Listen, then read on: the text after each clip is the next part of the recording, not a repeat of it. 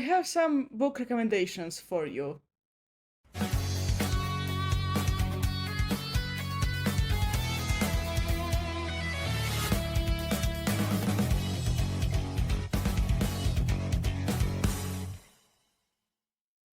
Greetings, my name is Nina, you're watching Rockstar Wizardess, welcome back to my channel. So I opened my YouTube studio yesterday, today is July 18th, 2024, and I saw that you search for some book recommendations, and I thought this is a good opportunity to make another recommendation video. However, in this video, I'm not going to recommend you books based on a certain category. Well, for example, I have a book recommendations video where I select books with music themes. In this video, I'm going to go through 10 absolutely random books. Yes, you got that right. In this video, I'm going to recommend you 10 absolutely random books. I also thought that this was a great opportunity to talk about books that I rarely discuss on this channel, and I tried not to select books that I talk a lot about on this channel. For example, The Talisman by Stephen King and Peter Straub, I Am Ozzy by Ozzy Osbourne, A History of Heavy Metal by Andrew O'Neill, Beneath the Will by Hermann Hesse, and some other books that I keep talking about. However, this is a good mixture of some books that I often talk about and also the books that I rarely talk about. Okay, let's go through this. Okay, so this book is one of the books that I finished recently. Finally, after 2 years of owning it, I finally read it. Yes, and I definitely can recommend it to you. And this book is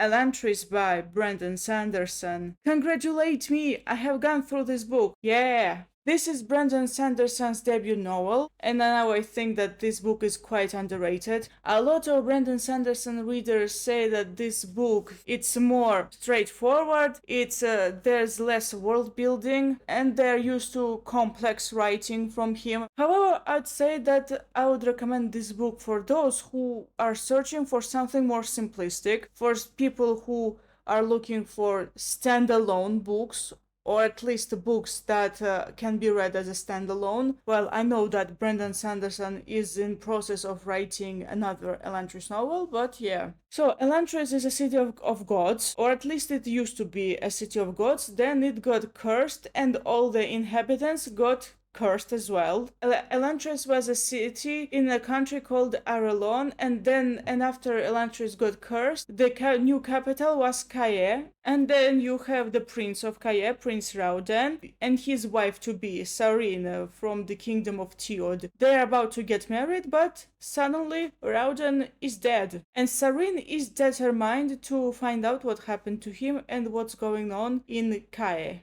Okay, if you are a foreign English speaker, this can be a little bit difficult for you to read because there are lots of titles, lots of names that can be hard to pronounce. But yeah, it kinda was difficult for me to do that, but I still went through it and I loved Elantris. Definitely one of the best books that I read this year. Yeah, simplistic, yes. Good versus evil, kinda yes. But is it fun? Is it exciting? Also yes. To be honest, I don't really mind simplistic stuff because I've read a lot of complex stuff in the past. Elantris also made me realize I want to read more Sanderson. So, spoiler alert for my upcoming book haul, I have got all the Mistborn books and yeah, cannot wait to read them. And also while reading I thought that Prince Rauden is one of the best characters Sanderson has ever created. He was often compared to Kaladin from the Stormlight Archive, but I think Rauden was simply better. The next book is contemporary fiction. It's Radio Silence by Alice Oseman. Okay, when talking about Alice Oseman's books, I often talk about I Was Born for This because, yeah, music themes. Yeah, it's one of my favorite books now. However, for this video, I deliberately decided to go with Radio Silence. I'd recommend this book for you for multiple reasons. Well, the first reason being that it's quite easy to read. I read the whole 400-something page book in one day. The book is about a girl named Frances Gender who is a study machine, and she keeps studying and studying, but in her free time she listens to this podcast called Universe City, and then she befriends a guy named Alet, and he turns her life upside down. And then she faces a choice whether she should follow societal expectations of her or whether she should follow her own passion. The book deals with these themes in a light-hearted manner, and I'm gonna say that one of my favorite aspects of this book is the friendship between Frances and Aled. Yeah, it's done well. Yeah, you can definitely tell that this is one of the 21st century books. It feels very modern. Okay, so the next book is definitely a summer read. I'd call it a summer read because most of the book takes place during summer, and I read the book during summer. This is not a summer book recommendations, this is a random book recommendations, but still. It is one of Stephen King's recent novels. I mean that it was written in the last decade. I think it was written in 2013. It's quite an underrated Stephen King novel. People think that it's way too lighthearted, and people think that it's not the best of Stephen King novels, but I do think that it's a very great novel. I recommend checking it out, and this is Joyland. Joyland is about a student called Devin Jones who goes to work at this theme park called Joyland. A few years earlier, a girl named Linda Gray was murdered in Joyland, and Devin goes on to investigate her murder. Joyland has its own secrets, and Devin goes on to uncover them. One of the reasons I think the novel is really great is that I think that the main character was really nice. I'd also recommend reading Joyland if you want to read something different from Stephen King. I mean that Stephen King writes some dark books, and this is relatively lighthearted. It isn't very big. By the way, I really like this cover. I read the book multiple times back in university, and yeah, when I look at this book, I remember those times. Yeah, it used to be so fun. Yeah, definitely recommend checking it out. Next is the book that I have been talking a lot about recently. This is on my TBR, well, the English version. I read the book multiple times in Russian. And yeah, The Hobbit by J.R. Tolkien. The last time I read this book was in 2020, and since then I wanted to read the English version of this book, and finally I have it. Cannot wait to read this. The center of the story will have a hobbit named Bilbo Baggins who leads a quiet life until he suddenly gets an unexpected visit from 13 dwarves. And the dwarves blast his house, start a party, and then they hire him as the burglar because their homeland, Erebor, was stolen from them by a dragon called Smaug, and they want to reclaim their homeland, and they need a burglar. And this is the start of Bilbo's adventures. One of the things I really love about The Hobbit is Bilbo's character development. Sure, he starts the book as a homebody, he leads a quiet life, he simply enjoys himself, but then dwarves happen, and when he goes on adventure, the book highlights his development on how he does things he didn't think he would do, and how this character changes.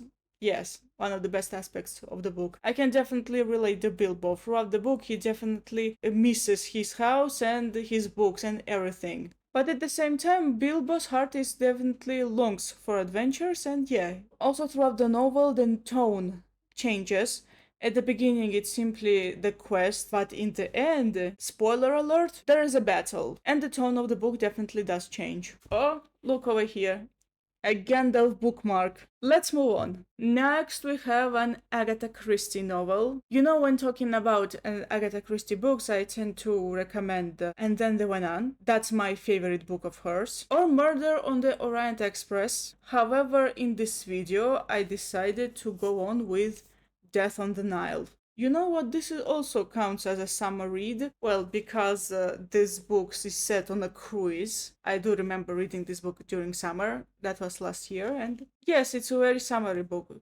Cruise, there's summer, swimming, and so on. So on a cruise, a young millionaire woman is killed. Hercule Poirot happens to be there, and he goes on to investigate. And he finds out that there's a whole love triangle between the killed woman, her husband, and the very hot-tempered woman the millionaire's husband dumped. For, like always, everyone is a suspect in an Agatha Christie book. However, everyone can also become a next potential victim. Yeah, definitely lots of fun. Speaking of detective stories, I really want to use this opportunity to recommend you A Good Girl's Guide to Murder by Holly Jackson. Not just the first book, but the whole series. But yeah, the first book more. So this book takes place in a small town called Little Kilton. I know that there's an American version of this book, and let's go on with the UK version. So this book is set in 2017. 5 years earlier, in 2012, a young girl named Andy Bell, the popular girl at school, is killed by her boyfriend, Sal Singh. Sal confesses, and then the case is closed. That was in 2012. In 2017, a young girl named Pippa Fitzamobi chooses this case for her school project, and she finds out that there's more than meets the eye in this case,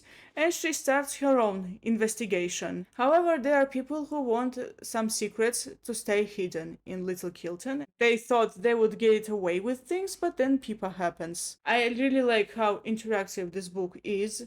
It's really fast-paced. You can read it in a few days. There's lots of interviews, text messages, exams from planners, and so on. The cover of the book is really great. I really like it. Next book is A House in the Cerulean Sea by T.J. Klune. This book is about a guy named Linus Baker, who is a social worker. He works at the Department for the Care of the Magical Youth. The department in charge of the magical youth, sorry. His job includes monitoring the orphanages.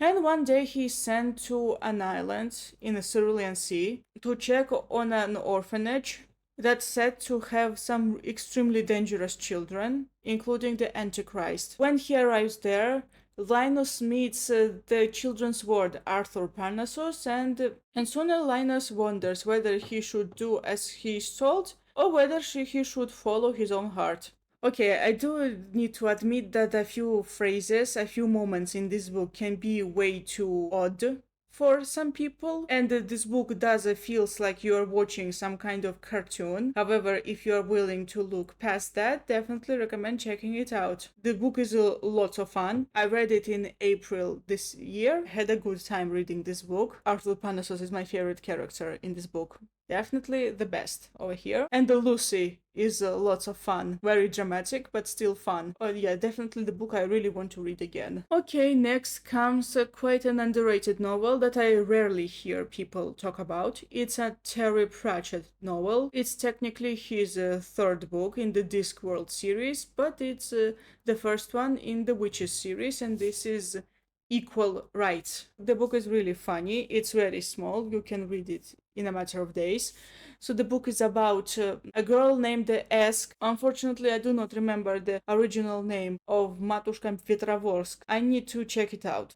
So this girl named Eskarina, shortly named Esk, she was supposed to be an eighth son of an eighth son. However, she turned out to be his eighth child and the first daughter. Yes, the prophecy promised an eighth son of an eighth son. A daughter was born. Obviously, she's not supposed to go to a wizarding school and become a wizard because she's not a son. The whole point of this book is that Eska goes against all the odds. So the book definitely is a satire. It's a satire on how witches cannot become wizards and vice versa. That wizards have one type of magic and witches have another type of magic. But yeah, it's so much fun. The book is mostly about the journey of Esk and her guard to this wizarding school. At the end, it's about what happens in that wizarding school. Gonna be honest, I'm not a huge Terry Pratchett fan, but this is definitely a fun book. Next we have another Stephen King book. This time is a compilation of short stories, and this is different seasons. In this book you have 4 short stories. First is Rita Hayworth and the Shawshank Redemption. I think everyone knows the infamous film The Shawshank Redemption, and that film is based on this short story. It isn't very big. It's around, let me check out, 132 pages long. It's small. Next we have Apt Pupil, my absolute favorite novella in this book. And then we have The Body, and then The Breathing Method. In Rita K. Hayworth and The Shawshank Redemption, you have this guy named Andy Dufresne who goes to prison for allegedly murdering his wife and her lover. and how he forms a partnership with one of the convicts, and his life in prison in general. In Apt Pupil, you have a young guy named Todd who discovers that his neighbor is a runaway Nazi. This young boy who loves history pressures the Nazi to tell him everything about his crimes and how the boy eventually goes crazy. My favorite part of Apt Pupil is Todd going crazy. And then you have the body. 4 young boys here. There's a young lad dead, and they are going to search for him. And in the breeding method, a doctor tells how he came across a woman who was determined to give birth no matter what. Gonna be honest, this is my least favorite short story, but I do remember one scene really well. I especially recommend the Apt Pupil because I thought that it was the most compelling novella. I really want to read it again. I really like the cover. By the way, I started reading this compilation when I was on the train. And finally, the last book, definitely an underrated one. This is a young adult novel that was really popular around 2015.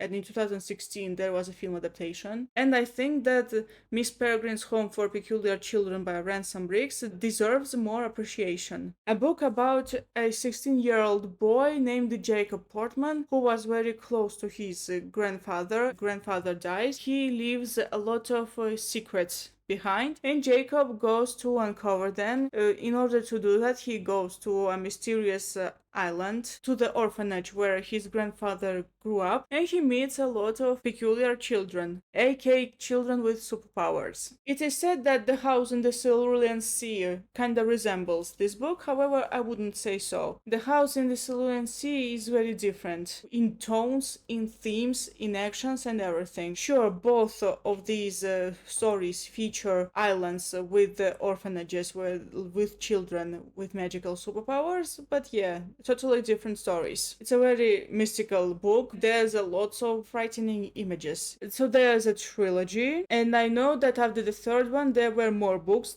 a second trilogy, but I haven't read it. I only read the first 3 books. It's Miss Peregrine's Home for Peculiar Children. Next is Hollow City, and then Library of Souls. Unfortunately, I do not remember Library of Souls that well. However, I read this one and Hollow City multiple times. Oh, and by the way, here's an extra book I want to recommend to you.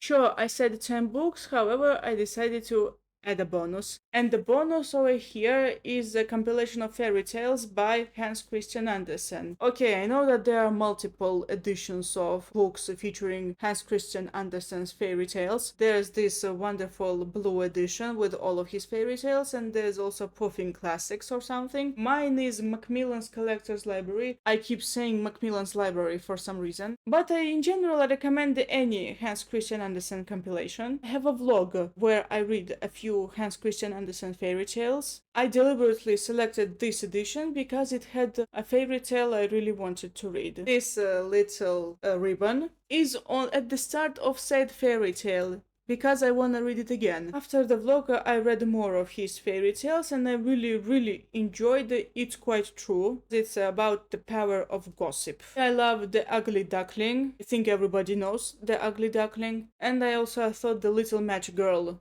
dark, but still very memorable. You know, I look at this book, I really want to read more Hans Christian Andersen's fairy tales. I haven't read this book fully. I still have some fairy tales to read, but I read most of them. Some I read multiple times. Well, for example, It's Quite True and The Ugly Duckling. Alright, that's all. These were my random book and recommendations. Thank you so much for watching. I hope you enjoyed this video. What some books you would recommend? Let me know down in the comments. See you next time.